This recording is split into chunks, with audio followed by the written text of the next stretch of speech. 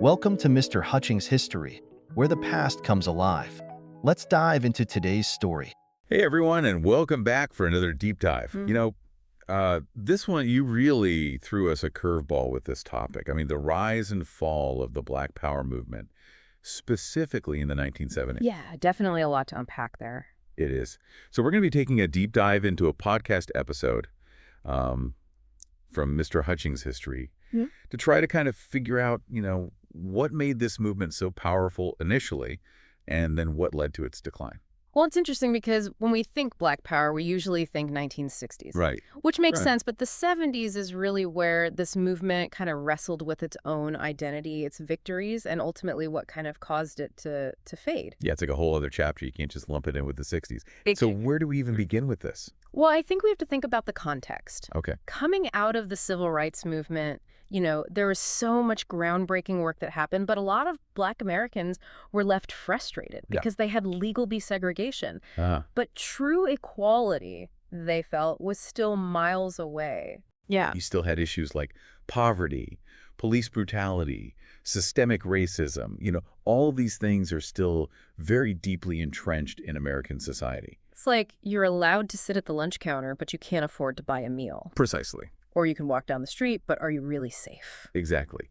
And it's out of this frustration that you get the emergence of Black Power. And really, Stokely Carmichael popularizes the slogan in 1966. Okay. And it signaled a shift away from just integration Yeah, to one of Black self-determination, right. control over Black communities, institution. Okay, so you have this idea of Black Power taking root, and then what happens? We see these groups burst onto the scene, SNCC, the Student Nonviolent Coordinating Committee, and of course, the Black Panthers. Right. And those groups really capture the energy and anger Right. of the time. And they offered a vision of a different future, Yeah. one where Black people would define their own destinies. Right. And they weren't all talk.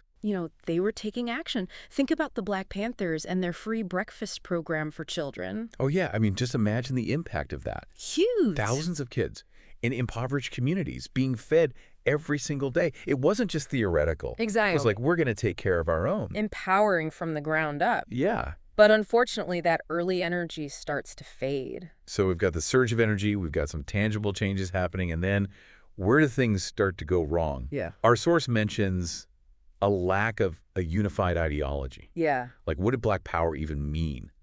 Because it seems like it meant something different to different people. It really did. And that lack of a singular vision ultimately hampered the movement. I think a really good example of this is SNCC itself.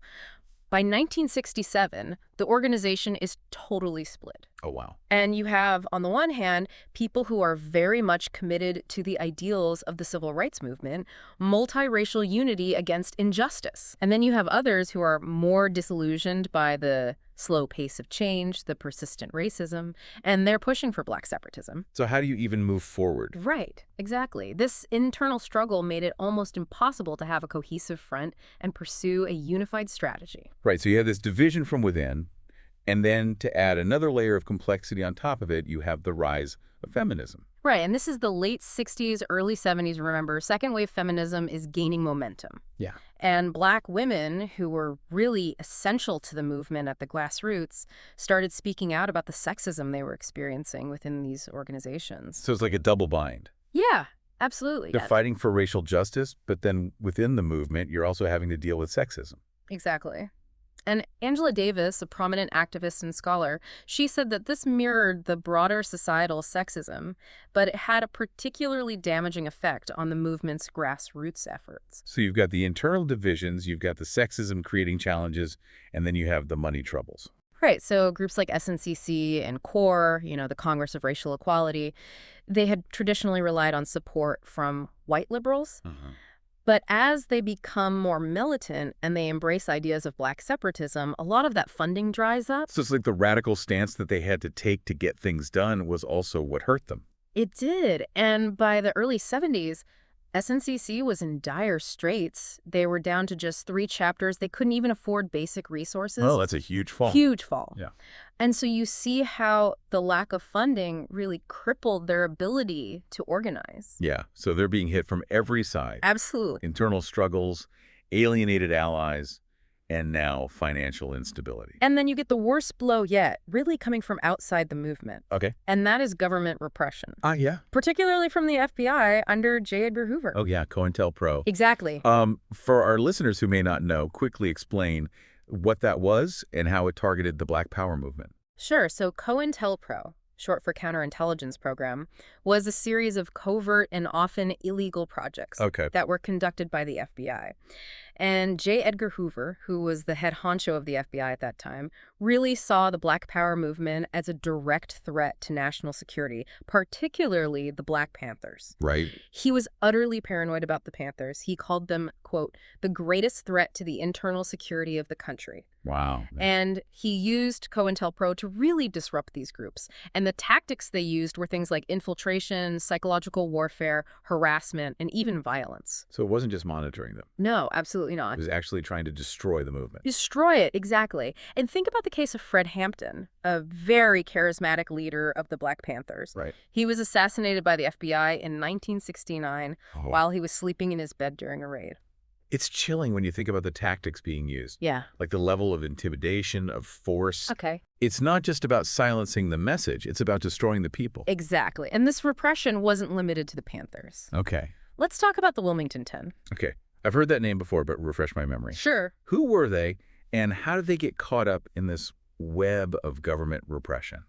So in 1972, 10 civil rights activists in Wilmington, North Carolina, were arrested on arson charges that were completely trumped up. Yeah. And the trial was a sham. You had members of the KKK on the jury, and witnesses were bribed by the FBI to testify against them. So they were really trying to make an example out of these activists. Exactly. And though their convictions were overturned in 1980, they spent years in prison for crimes they didn't commit. Wow. And their case, along with the persecution of the Panthers, sent a really clear message: challenge the status quo, and you will face the full force of the state. So we've seen internal divisions, sexism, the money woes, and this just brutal government crackdown. All of it contributes to the decline of the Black Power movement. It's a really complex and tragic story, but that's not the whole story, is it? No. Because we talked about the fall, but what about the legacy? How has this movement continued to inspire? Right. That's the really fascinating part. Even though the organized movement declines, these core ideas about Black pride and self-determination, cultural identity, they live on. In fact, they found new expression. Right. And to understand the lasting impact, we really need to look at how different historians interpret it. Okay, so let's get into it. We're going to dive into these different perspectives. We're going to explore how the Black Power movement continues to influence us today when we come back for part 2 of this deep dive. Okay, so we're back, and I'm still thinking about how, the Black Power movement, even with all those obstacles it faced, managed to have such a lasting impact. Yeah. You mentioned that even as the organized movement declined, these core ideas, found new life. They did. So can you give us some specific examples of how that happened? Absolutely. I think one of the most striking examples is the rise of hip-hop. Okay. Let's say 70s, early 80s. Yeah. This wasn't just a musical genre. It was a full-blown cultural phenomenon. Right. And it really grew directly out of that emphasis on Black pride and creativity, speaking truth to power. Okay, so how did that connection play out? Yeah. Like, what are some of the ways the hip-hop reflected that spirit of Black Power? Think about the themes that dominated early hip-hop. Yeah. You had this strong focus on Black identity, Right. reclaiming history, Ah. challenging police brutality, systemic racism. You Right. have artists like Public Enemy, KRS-One, Queen Latifah. Yeah. They were using their platform to address social issues, celebrate Black culture, inspire a generation. Right. It wasn't just beats and rhymes. Right. It was about using music as a tool for social change and empowerment. Absolutely. And it went beyond music too, right? Mhm. Like hip-hop had a huge impact on fashion, language, visual art. It did. It was a whole cultural movement. Yeah. And I think it gave voice to this new generation of Black youth who were grappling with many of the same issues that fueled the Black Power movement a decade earlier. Right. So hip-hop was one way, one really powerful way that Black Power legacy continued. Yeah. But it wasn't the only area, was it? What Mhm. other areas did that influence seep into? Education's another great example. Okay. The rise of Afrocentric education, particularly in the 80s and 90s, was directly inspired by Black Power's emphasis on self-knowledge, cultural pride. Okay, so break that down for us a little bit. What exactly is Afrocentric education, and how did it kind of challenge traditional approaches to learning? So Afrocentric education really sought to create alternative spaces for learning. Okay. Spaces that center Black history, culture, and perspectives. Uh, It was about challenging the Eurocentric bias that had dominated traditional curricula right. and empowering Black students with a sense of their own history and heritage. So reclaiming the narrative. Ex- Not just accepting what's given, but shaping a new understanding of the Black experience. Exactly. And that push for educational self-determination, I think, really echoes the Black Power movement's demands for community control Right. over institutions. Mhm. It's saying we have the right to tell our own stories, to teach our children about their heritage, and to create educational systems that reflect our values and our experiences. It's amazing to see how these seeds, planted by the Black Power movement, continued to grow and evolve in so many different areas. They did. It makes you realize how deeply those ideas resonated, Yeah, even as the organized movement itself was facing these challenges. absolutely. And those ideas continue to inspire even today. Yeah. Think about the Black Lives Matter movement. Now, while it's a distinct movement with its own unique context, a lot of its core demands, like community control of the police, an end to mass incarceration, these really echo the goals of the Black Power movement. They do. And it's not just Black Lives Matter. Right. I think you see echoes of Black Power in movements for environmental justice, economic equality, LGBTQ rights. Yeah, it's almost like that torch being passed down to a new generation It is. who are building on the foundation laid by those who came before. Absolutely. And it makes you realize that the Black Power movement wasn't just about specific policy goals. No, It was about this fundamental shift in consciousness. it was. It was about reclaiming identity and dignity. It was about refusing to accept the status quo. 100%. It was about demanding respect, demanding recognition Yeah. in a society that had denied those things to Black people for far too long. Absolutely. And that spirit of resistance, that pursuit of justice, it continues to inspire. It does. It does. Mhm.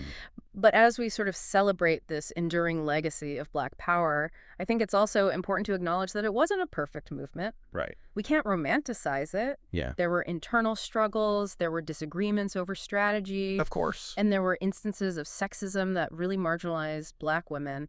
Yeah, we can't present a sanitized version of history. No. It's important to recognize those shortcomings Yeah, and learn from them. absolutely. But even with those imperfections, the movement forced America to confront some really uncomfortable truths It did. about race and inequality. It challenged the status quo, Yeah. and it pushed the conversation forward. Right. And I think that's one of the most important takeaways from our deep dive today. Yeah. This recognition that social movements, even ones with these very noble goals, are messy and complex. Yeah. They're full of internal disagreements, they're vulnerable to external pressures, and they don't always achieve everything they set out to do. It's so easy to look back and judge, based on success or failure. Right. But it's crucial to understand that context, the challenges, the ways in which they shifted the conversation, even if they didn't achieve all of their aims. 100%. And the Black Power movement, despite that decline in the 70s, it left this undeniable mark It did. on American society Yes. and laid the groundwork for future generations to continue that fight for social justice. It's this powerful reminder that even in the face of setbacks, the struggle for equality continues. It is. So, as we wrap up this part of our deep dive, what are some key takeaways that you hope our listener is walking away with? Sure. What are some of the lasting lessons of the Black Power movement that we can apply to our own lives and our understanding of the world? Well, one key takeaway, I think, is just the power of collective action Yeah. and the importance of fighting for what you believe in, even when the odds seem stacked against you. Yeah. The Black Power movement showed us that ordinary people can challenge these systems of oppression, demand justice, Yeah. even when facing incredible obstacles. And Yeah. it also reminds us that, the fight for justice is rarely a straight line. Right. There will be setbacks. Yeah. There will be internal struggles. Uh-huh. There will be moments of doubt. But that struggle itself is valuable, even when it doesn't result in immediate victory. Right. Another takeaway, I think, is this idea of intersectionality. Yes, crucial. Understanding how different forms of oppression, racism, sexism, economic inequality, how these things intersect and reinforce each other. They do. The movement's own struggles with sexism, serve as a powerful reminder that any movement for social justice has to be inclusive It does. and address the needs of all of its members. Absolutely. And finally, I think this deep dive has underscored just how important it is to understand history in all of its complexity. Mm-hmm. We can't reduce movements like Black Power to simple slogans or stereotypes. We can't. We have to grapple with the nuances, Yes. the contradictions, the triumphs, and the tragedies. 100%. And as we head into the final part of our deep dive, I want to encourage you, the listener, to reflect on what you've heard so far. What's standing out to you? What aspects of the Black Power movement's legacy do you see reflected in the world around you today? Hold on to those thoughts as we wrap up this incredible journey through the history and impact of Black Power. Okay, we are back for the final part of our deep dive into the Black Power movement. We are. I mean, it's been quite a journey, hasn't it? It has. From those early victories to, government repression and all those conflicts and challenges. Definitely. We've covered a lot. Yeah. So as we wrap up, I think I keep coming back to this question of legacy. Mm-hmm. Like what aspects of the Black Power movement do you see out there in the world today? Yeah. Like how are those echoes shaping, activism and conversations about, racial justice in the 21st century? Right. It's a big question. It is. Like you're trying to trace the branches of a tree back to the roots. Right. So where do we even start looking for those connections? Well, I think one of the most obvious connections is this continued emphasis on Black pride and self-determination. That was a core principle of the movement. Right.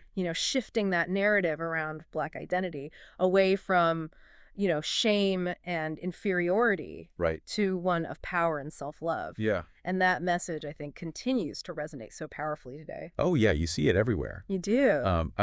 Just think about the natural hair movement. Yeah. It's about embracing natural beauty, rejecting Eurocentric standards that were used to marginalize Right, Black yeah. people. And it's not just about aesthetics either. Yeah. It's about reclaiming that agency Yeah. and defining beauty on your own terms. Totally. And you see it in music and art and fashion. Yeah. It's about owning your identity, your history, your heritage, Yeah. and refusing to conform to those expectations that have been used to oppress Black people. Right. It's about saying, this is who I am, Mm-hmm. and I'm proud. Exactly. And that's connected to that idea of self-determination, Absolutely. which was also so central to the Black Power movement. It was, and you see that playing out today in this push for community control Right. over institutions and resources. Yeah. Remember, the Black Power movement advocated for communities to have a greater say in how their schools are run, police departments, Well, other vital institutions. especially in the wake of all these, incidents of police brutality Yeah. and systemic racism. Exactly. Those calls for police reform, community policing, Right. greater accountability, Yeah. transparency, these all echo the demands of the movement for community control Uh-huh. and self-determination. Right. It's about saying that Black communities have the right to determine their own safety. Their own destiny. Exactly, Yeah. without being subjected to systems that are biased against them. So it's not just, cultural expressions of pride, No. but also like concrete demands Yeah, for political and economic power. exactly. And speaking of economic power, Yeah. let's not forget that the Black Power movement offered a critique of capitalism. Right. Figures like Stokely Carmichael, Huey Newton, they saw capitalism as inherently exploitative Uh-huh. and a major contributor to racial injustice. Right. They argued that true liberation required challenging those economic systems. Yeah. And that feels so relevant today, It does. with the wealth gap widening and Absolutely. the persistence of poverty in so many communities. Yes. And, all those systemic barriers to economic opportunity. It's all connected. It is. And you see groups like the Black Lives Matter movement, for instance, Mhm. explicitly linking the fight against racial injustice with the struggle for economic justice. Right. It's about addressing things like predatory lending, discriminatory hiring practices. Lack of access to healthcare and education. Exactly. All these systemic issues that disproportionately impact Black communities. So it's not just about individual prejudice. No, It's about how racism is baked into the structures of our society, 100%. including our economic system. And challenging that is essential to achieving any kind of racial justice. It is. So we're seeing these threads of Black power in so many contemporary movements. We are. The fight for Black pride, self-determination, economic justice, Right. intersectional solidarity. I mean, these are echoes of a movement that officially declined in the 70s, Right. but continues to shape the struggle today. It does, and I think that's the most powerful takeaway from our deep dive. Yeah. The Black Power movement wasn't just a historical event. No. It was a catalyst for change. It was. It continues to reverberate. Yeah. And its legacy lives on in the voices and actions of those who refuse to accept the status quo and who continue to fight for a more just and equitable world. This has been such an insightful conversation. I agree. Thank you so much for guiding us through this My pleasure. complex and fascinating topic. Yeah. And to our listener, thank you so much for bringing this to the table. It's been great. We hope this deep dive has given you a new appreciation for the history and the legacy of the Black Power movement and its impact on the fight for social justice today. It's a story that continues. It does. Thanks for listening to Mr. Hutchings' History. Keep exploring, and we'll see you next time.